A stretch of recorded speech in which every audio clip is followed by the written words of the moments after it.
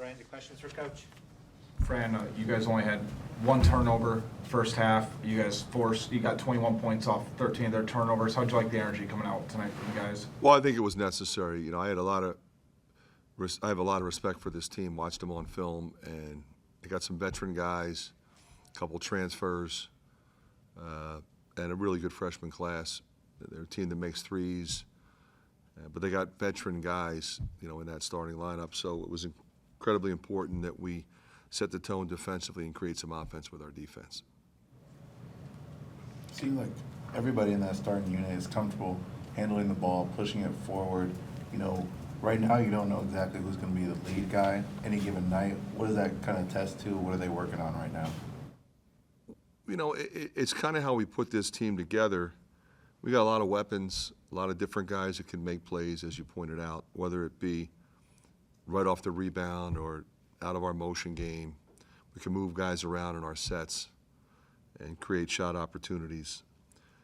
But, you know, the aggressiveness with those guys and their ability to do that, you know, is a game changer. Now, there was a stretch in that first half where I thought we went a little rogue and had some ill-advised shots. And the hard thing with that is, you know, Tony and Peyton were primarily the guys doing that, but they're aggressive mindset guys, and that's what makes them special. So I don't want to ever take that away from them. But I mean, we were working really hard defensively, and we had some chances to keep that team on defense. We were in the bonus, and we were quick shooting the ball. We have to be a little smarter than that. Fran, Bowen hits a three on the first possession, but it just seemed like he was in total control and made really, really good decisions. That's basically what you've seen all offseason. Yeah, he was spectacular tonight. I thought, you know, his performance at the end of the first half was a game changer. You know, could have gone to like 18 instead of went to 24. That's a big difference. But his decision making and his stamina playing defense the way he does, and he always sticks his nose in there and rebounds. So really impressed with him. Freeman comes into his first career regular season game. I think it was 6 points, forced a jump ball, had a steal. What did you like about the spark he gave you guys? He's special. I mean, he can run. He's active. I want to see him be a little more aggressive, blocking shots. He came close on a couple. He was hugging his man a little bit, just get over and be a presence. But he's got, you know, good ball skills, handling and passing. He moves it. He's quick in the post. He makes moves. He can finish over either shoulder.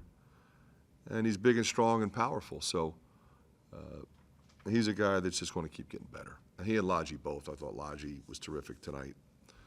And, you know, those guys give us another dimension with their size and their versatility.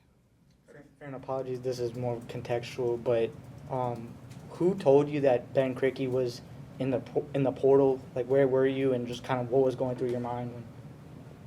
Well, it's pretty easy to figure. I mean, you can look into the portal and see who just went in. Sometimes you hear about it ahead of time.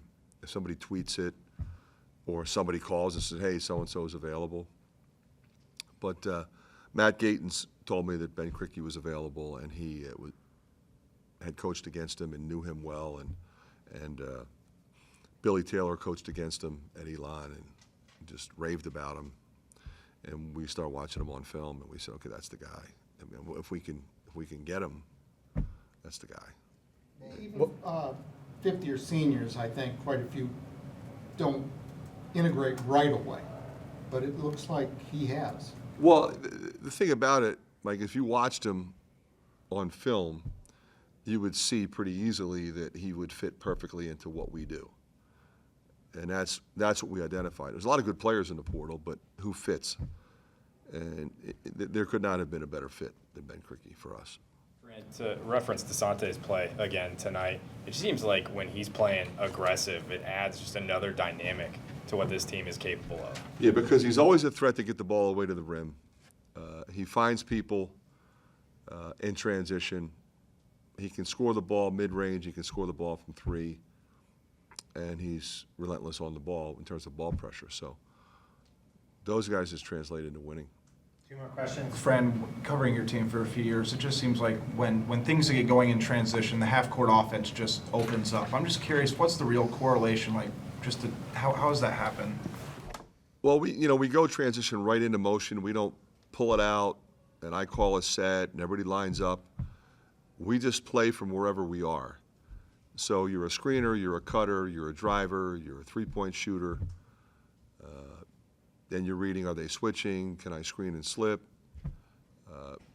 So I think when you practice flowing right into stuff, it makes a lot of sense. And in that one stretch in the second half when I took the freshmen out, they were going way too fast. It was coming easy in the beginning, and as soon as I put those guys, I think they scored like 3 times in a row, and it's like, but then, deflection, turnover, guy thought he got fouled, they didn't call it, okay, so now we got to run back. They hit a couple shots, and we were really rushed. So I took them out, and the other guys settled everything down, and I said, okay, watch, now you guys go back in, and they were terrific when I put it back in. So, but they all know how to play. They can all dribble, pass, and shoot, and that's ultimately what the game's all about, right? Scoring was really spread out today. Rebounding was really spread out. When you guys play at your best this season, do you feel like that's going to be the way to do it, is with spread out? Yeah, we're always going to have space, which allows you to drive it, pass and cut.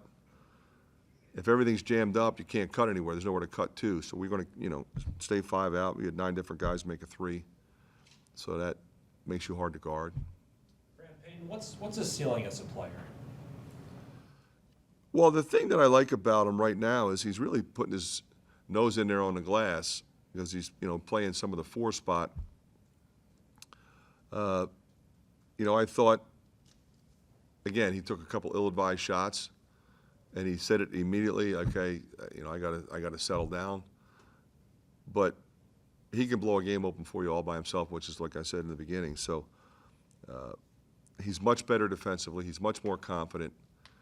And he's incredibly versatile. So you play him at the 4 spot, but he can get it off the glass, like we pointed out before, and bring it down as the point guard.